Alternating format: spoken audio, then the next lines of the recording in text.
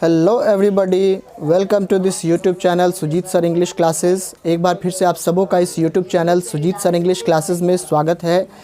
Dear students, today we will learn a tiger in the जू।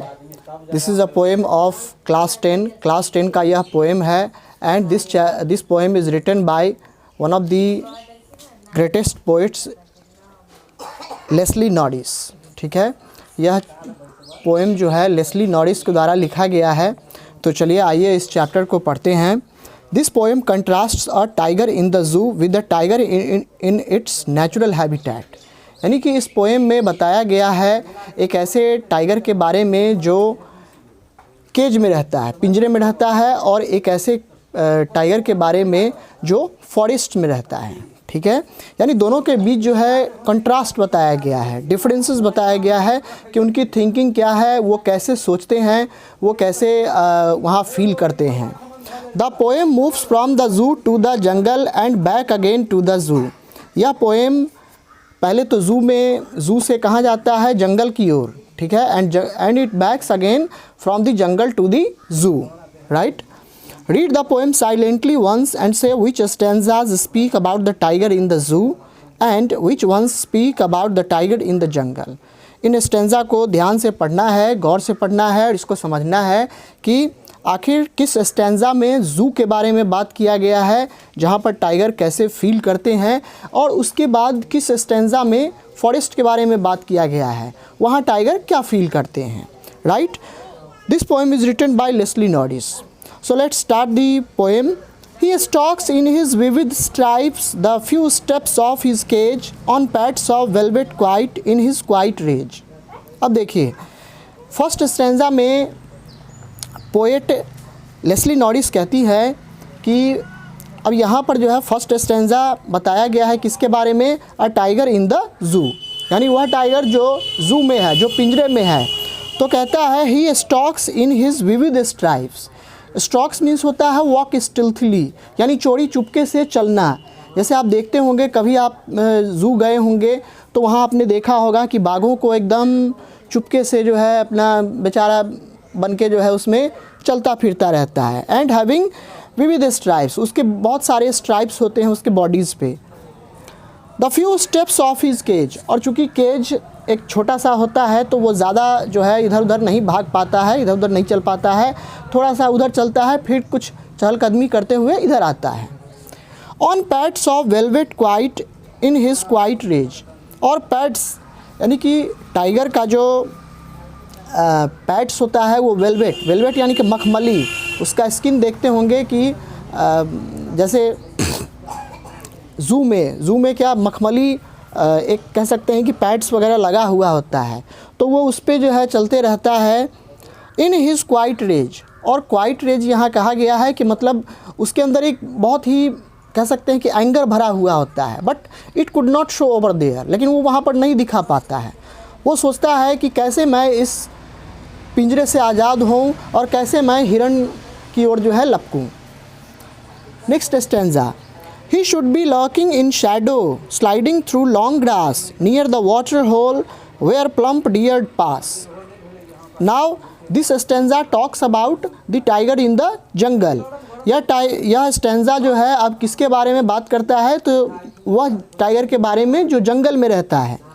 He should be lurking in shadow. ठीक है, अब वो देखिए लर्किंग यानी वो क्या करता है, आराम से हाइड। लर्किंग मीन्स कि हाइड, छुपना, छुप करके वो शैडो में बैठा हुआ रहता है अपने शिकार के इंतज़ार में। स्लाइडिंग थ्रू लॉन्ग ग्रास, और बड़े बड़े लंबे लंबे जो ग्रासेस होती हैं उसके थ्रू जो है वो आराम से खिसकते रहता है, आगे बढ़ते रहता है अपने शिकार की तलाश में। Near the water hole where plump deer pass, और वहाँ पर जाता है जहाँ पे एक वाटर सोर्स होता है, जहाँ कुछ हिरनें वहाँ आकर के पानी पीती हैं, तो उसी के पास वो स्लाइडिंग यानी धीरे धीरे कदमों से खिसकते हुए वो उसकी ओर आगे बढ़ता है ताकि उसे वहाँ कुछ खाने को मिले। Now the third stanza, he should be snarling around houses at the jungle's edge bearing his white fangs, his claws terrorizing the village. Again, this stanza talks about the tiger in the jungle. फिर से इस stanza में क्या कहा गया है, यानी वैसे बाघ के बारे में बताया गया है जो जंगलों में रहता है।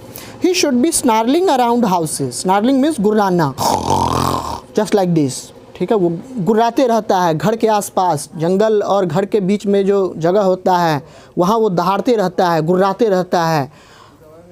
At the jungle says bearing his white fangs. White fangs होता है जो नुकीला दांत होता है, लाइक कैनाइंस, ठीक है, कैनाइंस। हिज क्लॉज, पंजों से, और वो दांत एकदम करते हुए, ठीक है, वो आगे बढ़ता है। टेरराइजिंग द विलेज, और पूरे गाँव वासी उसके गुर्राने की आवाज़ से, स्नार्लिंग साउंड से ठर्रा उठते हैं और वो अपने अपने घरों में छिप जाते हैं, चलो भागो भागो बाघ आया। But he is locked in a concrete cell. Now again the tiger comes to the zoo. अब वहाँ जंगल से अब फिर से अब जू में बात की जा रही है। Fourth stanza talks about the tiger in the zoo. But he is locked in a concrete cell. वह एक कंक्रीट सेल में जो है अब वो बंद पड़ा है। His strength behind bars, उसकी ताकतें अब सलाखों के पीछे है। Stalking the length of his cage, ignoring visitors, वह पिंजरे में इधर से उधर भटकते रहता है। वो ऐसा लगता है जैसे मानो कि उस पिंजरे की लंबाई को वो माप रहा हो। एंड इग्नोरिंग विजिटर्स, और आने जाने वाले लोग उसको देखते हैं लेकिन वो उसको इग्नोर कर देता है, वो उसकी ओर ध्यान नहीं देता है। He hears the last voice at night, the patrolling cars, and stares with his brilliant eyes at the brilliant stars. अब देखिए फिर से, now the fifth stanza again talks about the tiger in the zoo. He hears the last voice at night. रात के समय में वो अंतिम आवाज़ सुनता है। The patrolling cars, किसकी? तो पेट्रोलिंग कार्स की। पेट्रोलिंग मीन्स होता है गश्तियाँ लगाना, ठीक है, कार्स जो आते जाते हैं उसकी आवाज़ को वो सुनता है। And stairs with his brilliant eyes at the brilliant stars, और वो अपनी आँखों से तारों को देखता है, चमकते हुए चमकीले तारों को, टिमटिमाते हुए तारों को। So this was all about the poem a tiger in the zoo. यह poem a tiger in the zoo था, ठीक है। इसके कुछ क्वेश्चन आंसर मैंने यहाँ पर दिए हैं, चलिए आइए इसको देखा जाए। The first question, read the poem again and walk in pairs और groups to do their following tasks. Here are some questions given, let's see. First one, find the words that describe the movements and actions of the tiger in the cage and in the wild, arrange them in 2 columns. अब इसमें बताया गया है कि इस poem में वैसे movements को या वैसे एक्शंस को जो टाइगर इस पोएम में दिखाता है, और ये केज और वाइल्ड यानी कि दोनों को अलग अलग कॉलम में सेपरेट करना है। Let's see, here you can see the 2 columns given. First one is in the cage and the another one is in the zoo, right. So here are some movements by the tiger in the zoo. Stalk means walk stealthily, चोरी चुपके से चलना। Few steps of his cage, यानी अपने cage में वो छोटा छोटा कदम लेकर के वो ऐसा इधर से उधर चलते रहता है। Locked in concrete cell, concrete cell में जो है वो बंद है। Stalking the length of his cage, और ऐसा लगता है जैसे मानो कि वो उस केज को माप रहा हो कितनी दूरी का है। Ignoring visitors, again what it does, it ignores visitors, यानी कि विजिटर को ये इग्नोर करता है। He hears the last voice, अंत में वो लास्ट वॉइस सुनता है। Stairs at the brilliant stars, और अंत में वो अपनी आँखों से तारों को देखता है, right. So this is the tiger in the cage. Now we talk about the tiger in the zoo. Lurking in shadow, shadow में क्या करता है, वो एकदम हाइड छिपा हुआ रहता है अपने शिकार की तलाश में। स्लाइडिंग थ्रू लॉन्ग ग्रास, बड़े बड़े लंबे लंबे घासों से होकर क्या करता है, घासों के बीचे बीच वो खिसकते रहता है। स्नार्लिंग अराउंड हाउसेज, घर के आसपास वो गुर्राता है, दहाड़ लगाता है। Bearing his white fangs, his clause terrorising the village, उसकी दांत चमक रहे होते हैं एकदम चांदनी रात में। एंड हिज क्लॉज, और गांव वालों को पूरी तरह से वो आतंकित कर देता है, right. So this was the answer of the first question. Now the second one. अब आइए सेकेंड क्वेश्चन का देखते हैं. Find the words that describe the two places. अब आपको ऐसे वर्ड्स को देखना है जो दो प्लेसेस को, यानी केज को और दूसरा जंगल, ठीक है, इसको डिस्क्राइब करता है. And arrange them in two columns. इसको दो कॉलम में अरेंज करना है. As you can see here are two columns. First one is cage and the another one is wild. So let's see few steps of his cage. Cage के अंदर वो क्या करता है, कुछ थोड़ा सा स्टेप वगैरह लेता है, आता जाता रहता है एक तरफ से दूसरी तरफ, दूसरी तरफ से फिर से उसी तरफ. Next is locked. He is locked in the cage. Concrete cell किस में बंद है, तो कंक्रीट सेल के अंदर. बिहाइंड बार्स, सलाखों के पीछे. विजिटर्स, विजिटर्स भी आते हैं लेकिन उसको इग्नोर कर देता है. पेट्रोलिंग कार्स, और अंत में पेट्रोलिंग कार्स को वो देखता है, उसकी आवाज़ सुनता है. Next now we talk about the wild. The tiger in the wild. Shadow, shadow को रिप्रेजेंट करता है वाइल्ड. लॉन्ग ग्रास, वाइल्ड में लंबी लंबी घास होती है. Water, water hole. Plump deer, plump deer की तलाश में होता है कि उसे कब उसे दिखाई पड़े और कब उस पर वो झपट्टा मारकर उसे खा जाए. Next houses at jungles edge. जंगल के किनारे आसपास में जो घर होते हैं वहाँ पर वो दिखता है. Next village. ठीक है. So this was the answer to the second question. Now see second question once again. 2. Notice the use of a word repeated in lines such as these.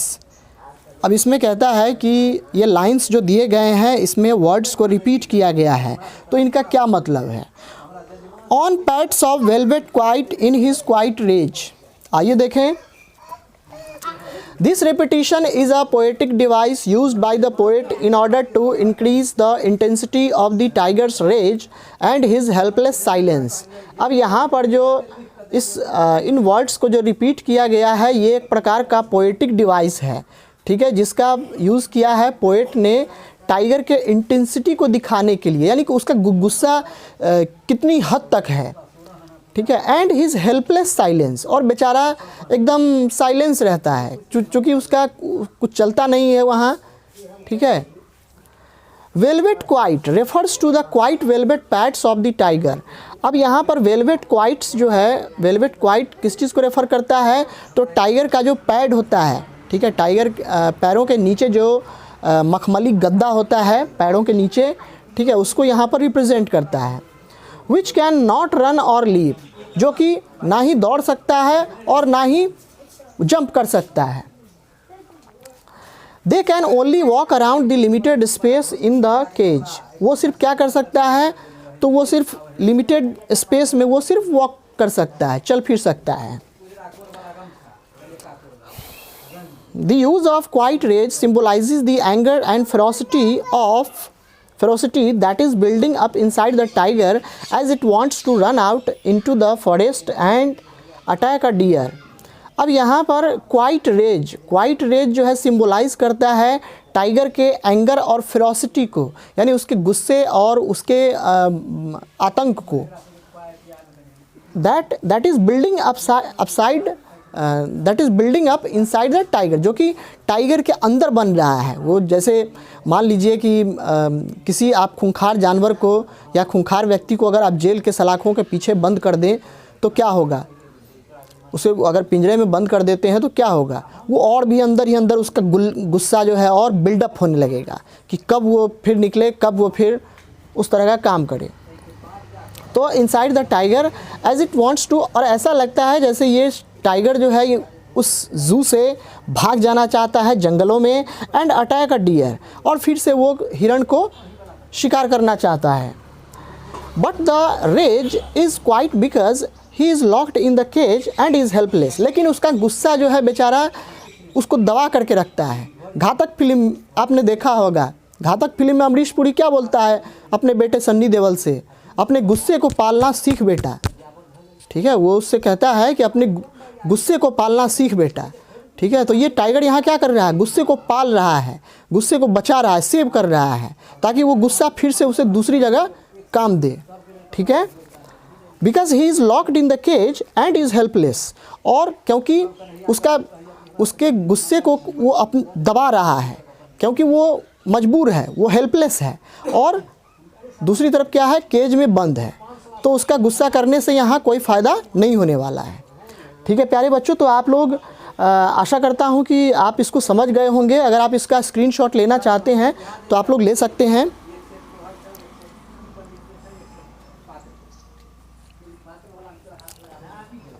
I hope आपने इसका screenshot ले लिया होगा। आपको video कैसा लगा please comment करके ज़रूर बताएं। अगर वीडियो अच्छा लगा हो तो लाइक बटन ज़रूर दबा दें, और साथ ही साथ इस वीडियो को ज़्यादा से ज़्यादा अपने दोस्तों के साथ शेयर करना न भूलें, और अपने दोस्तों को, अपने रिलेटिव्स को इस चैनल को सब्सक्राइब करने के लिए रिकमेंड ज़रूर करें। मिलते हैं नेक्स्ट वीडियो में, तब तक के लिए thank you, God bless you and have a good day.